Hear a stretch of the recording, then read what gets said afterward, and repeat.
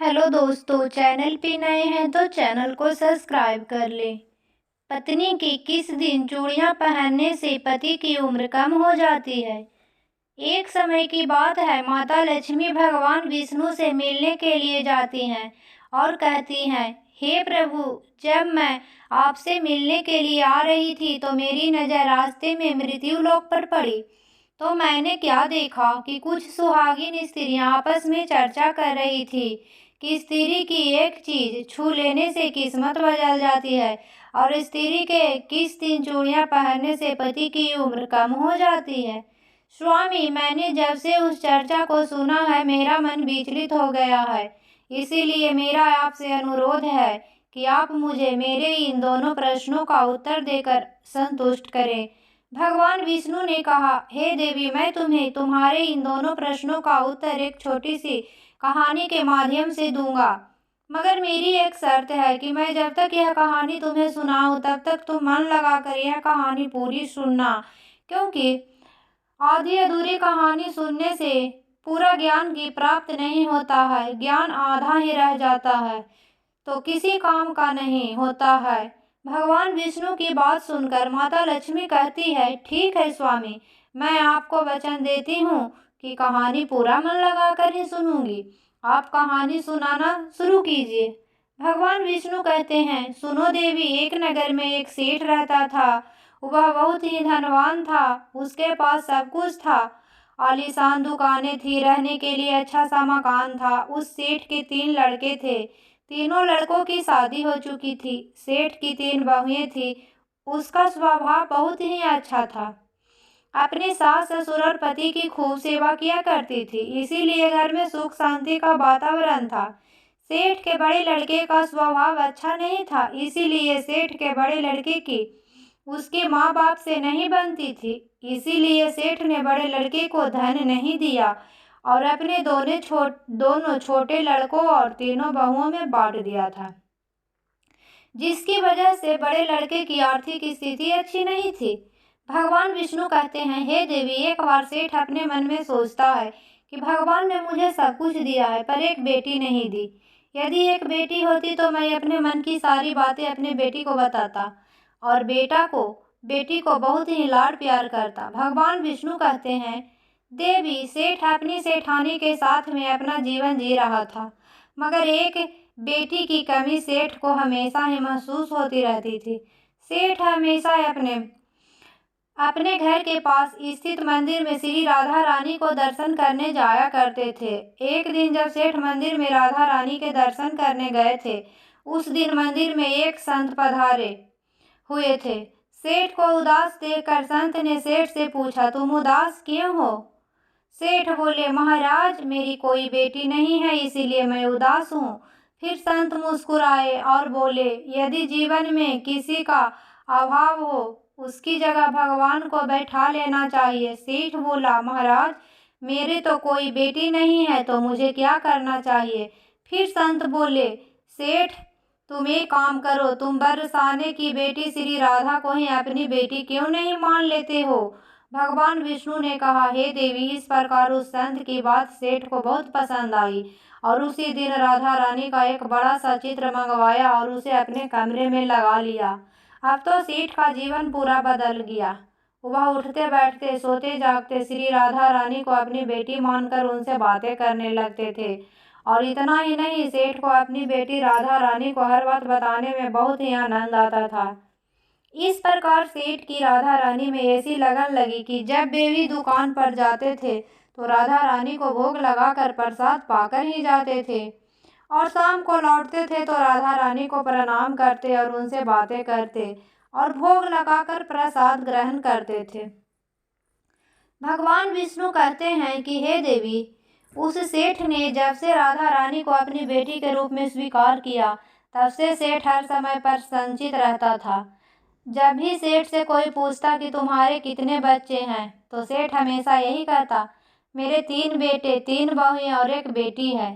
भगवान विष्णु ने कहा, हे देवी, एक दिन सेठ के घर में चूड़ी पहनाने वाली मनिहारी न आई तो राधा रानी ने सोचा कि आज तो दिन ठीक नहीं और आज के दिन चूड़ी पहनना शुभ नहीं होता है, इसीलिए श्री राधा रानी ने अपनी माया से उस मनिहारिन की चूड़ियां का रंग खराब कर दिया, जिससे सेठ की बहुओं ने चूड़ी नहीं पहनी और मनिहारिन को वापस भेज दिया। उधर जब 2 दिन बाद में वही मनिहारिन उन चूड़ियों को देखती है तो वे चूड़ियां सुंदर हो जाती है। फिर मनिहारिन उन्हीं चूड़ियों को लेकर के सेठ के घर वापिस आ जाती है।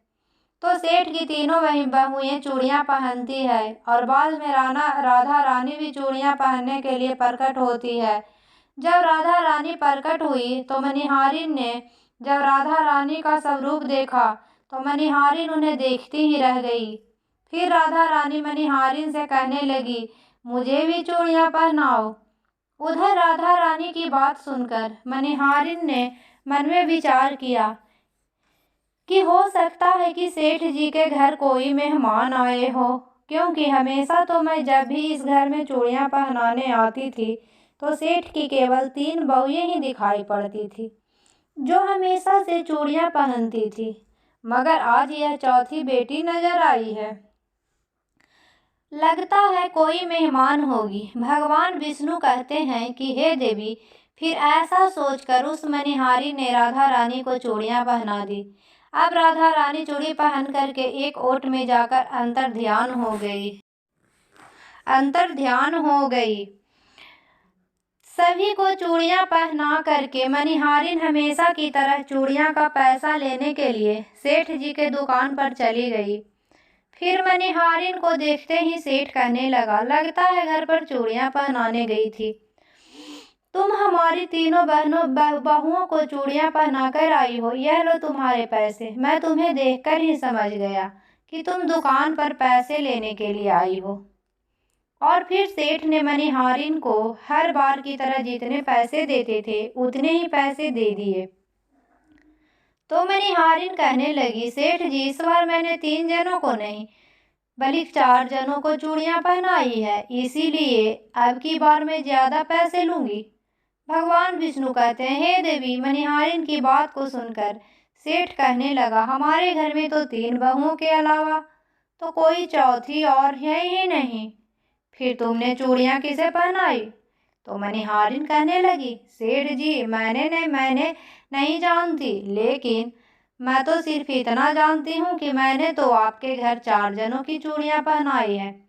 फिर इस प्रकार मनिहारिन की बात को सुन करके सेठ कहने लगा, ठीक है, पहले तुम 3 जनों के पैसे ले जाओ, बाकी के पैसे मैं पहले घर पर जाकर पता करूंगा कि चौथा कौन है जिसे तुमने चूड़ियां पहनाई है। मनिहारिन बोली, ठीक है सेठ जी, पहले आप घर पर पता कीजिए, उसके बाद मुझे मेरे पैसे दे देना। और ऐसा कहकर वह मनिहारिन सेठ की दुकान से चली गई। भगवान विष्णु कहते हैं, हे देवी। शाम को सेठ जी जब घर पर पहुँचे तो उन्होंने घर पर मनिहारिन के बारे में पूछा। उनकी बहुओं ने कहा कि केवल हम तीनों ही चूड़ियां पहनी थी। तो सेठ कहने लगा, यही बात तो मैं मनिहारिन को काफ़ी समय तक समझाई कि हमारे घर में केवल 3 ही जने हैं, चौथा और कोई नहीं है जिसे तुमने चूड़ियां पहनाई, मगर वह मनिहारिन यह बात मानने के लिए तैयार नहीं थी और बार बार उसकी यही कहना था कि मैं 4 जनों की चूड़ियां पहनाई। भगवान विष्णु कहते हैं, हे देवी। इस प्रकार सेठ सारी बात भूल गया और अपने नित्य काम में लग गया। सेठ राधा राधा बोलते बोलते श्री राधा रानी को भोग लगा करके भोजन करके सो गया। और जब सेठ को नींद आ गई तो सेठ के सपने में राधा रानी प्रकट हुई और उनकी आंखों में आंसू थे। सेठ ने पूछा, बेटी उदास क्यों हो? तो श्री राधा रानी बोली, पिताजी आज मेरा मन बहुत दुखी है। मैंने अपने पिता का घर समझकर यहाँ आराम से चूड़ियाँ पहनी थी, परंतु पिताजी आपने उस मनिहारिन को चूड़ियाँ का मोल नहीं चुकाया। पिताजी आपने मुझे बेटी तो बना लिया, परंतु आपको मेरी याद नहीं आई, आपने मुझे भुला दिया, इससे मैं बहुत दुखी हूँ।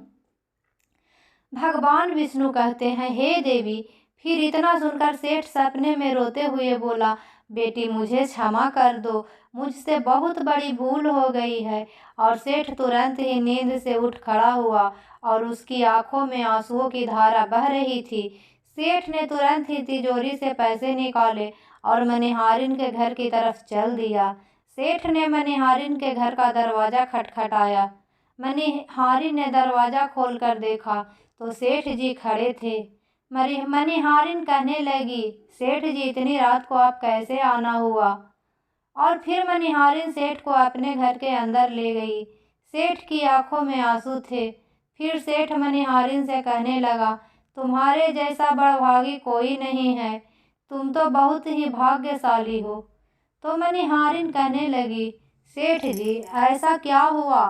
तो सेठ बोला, मैं राधा जी को अपनी बेटी बनाया है, परंतु मैंने उन्हें कभी अपनी आंखों से नहीं देखा, लेकिन तुमने आज उन्हीं राधा रानी जी को अपने हाथ से चूड़ियाँ पहनाई है।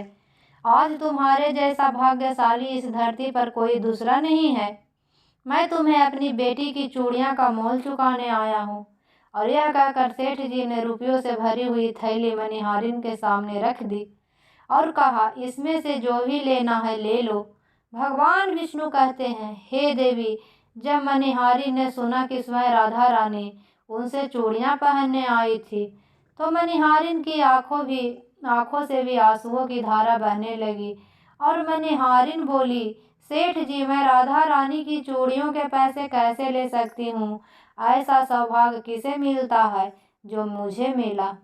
और मैंने राधा रानी को अपने हाथों से चूड़ियाँ पहनाई। मैं आपसे बिटिया राधा रानी की चूड़ियों के पैसे कभी नहीं लूँगी। भगवान विष्णु कहते हैं, हे देवी, परंतु सेठ नहीं माना। सेठ ने रुपयों से भरी हुई थैली मनिहारिन के घर पर रख दी और वहां से सीधे घर आ गए और अपनी पत्नी को लेकर श्री राधा रानी के मंदिर में चले गए। और उस दिन के बाद सेठ जी अपना सब कुछ छोड़ करके संन्यास ले लिया और अपना शेष जीवन राधा रानी के मंदिर में राधा जी के भक्ति करते हुए बिता दिया। भगवान विष्णु कहते हैं, हे देवी, इधर सेठ मंदिर में राधा रानी की भक्ति में खो जाता है और अपनी पत्नी के साथ में मंदिर में रहकर ही राधा रानी की भक्ति करने लगता है। और उधर राधा रानी बड़े लड़के के सपने में पहुंच जाती हैं और कहती हैं, तुम अपनी माँ की सेवा नहीं करते हो, इसलिए तुम्हारी ऐसी स्थिति है। तुम आज से ही अपनी माँ के चरण छूना आरंभ कर दो, रातों रात तुम्हारा भाग्य देखना कैसे बदलता है। भगवान विष्णु कहते हैं, हे देवी, इस प्रकार से सेठ का बड़ा लड़का अपनी माँ के चरणों को रोजाना छूने लगा और फिर धीरे धीरे बहुत बड़ा आदमी बन गया। उसके पास धन की कमाई का कोई नहीं है रही। फिर भगवान विष्णु कहते हैं, हे देवी, तुम अपने पहले प्रश्न का उत्तर समझ लो। तुम्हारा पहला प्रश्न था, स्त्री की कौन सी चीज उसे बिना बताए नहीं छूना चाहिए। छूने से रातों रात भाग बदल जाता है। तो ठीक है, इसे समझ लो। जो इंसान सेठ के बड़े लड़के की तरह अपनी माँ के चरणों की सेवा करता है, माँ के चरणों को अमृत पान करता है, उसका सोया हुआ भाग जाग जाता है और एक दिन वह इंसान बहुत बड़ा आदमी बनता है। भगवान विष्णु कहते हैं, हे देवी, तुम्हारे दूसरे प्रश्न का उत्तर सुनो। तुम्हारा दूसरा प्रश्न था कि स्त्री के किस दिन चूड़ी पहनने से पति की उम्र कम हो जाती है। तो सुनो, जिस दिन मनिहारिन सेठ की तीनों बहुओं की चूड़ियाँ पहनाने के लिए आई थी तो राधा जी ने देखा कि उस दिन मंगलवार था, इसीलिए राधा जी ने अपनी माया से उन चूड़ियों का रंग काला कर दिया था, जिससे सेठ की बहुओं को चूड़ियों का रंग पसंद नहीं आया। और फिर मनिहारिन अगले 2 दिन के बाद आई। उस दिन शुक्रवार था और उस दिन राधा रानी की कृपा से चूड़ियाँ का रंग सुंदर हो जाता है और सेठ की तीनों बहुएं और राधा रानी चारों चूड़ियाँ पहनती है। इस तरह हमेशा के लिए सचेत रहने के लिए राधा रानी सेठ के बड़े लड़के की तरह सेठ की तीनों बहुओं को भी सपने में आती है और चूड़ी का महत्व बताते हुए कहती है कि हर सुहागिन स्त्री को चूड़ी पहनने से पहले कुछ बातों का विशेष ध्यान रखना चाहिए। सुहागिन स्त्री को 21 चूड़ी पहननी चाहिए। नई चूड़ी हमेशा सुबह या शाम को पहननी चाहिए। नई चूड़ी हमेशा रविवार या शुक्रवार को ही पहननी चाहिए। इस दिन पहनने से पति की उम्र बढ़ती है। चूड़ी मंगलवार और शनिवार को ना तो खरीदनी चाहिए और ना ही पहननी चाहिए। इससे पति की उम्र कम हो जाती है। चूड़ी 16 श्रृंगार में से एक होती है, इसीलिए जब भी चूड़ी पहने तो सोच समझ कर ही पहनना चाहिए। दोस्तों, तो वीडियो अच्छी लगी तो चैनल को सब्सक्राइब करें और दोस्तों को शेयर करें।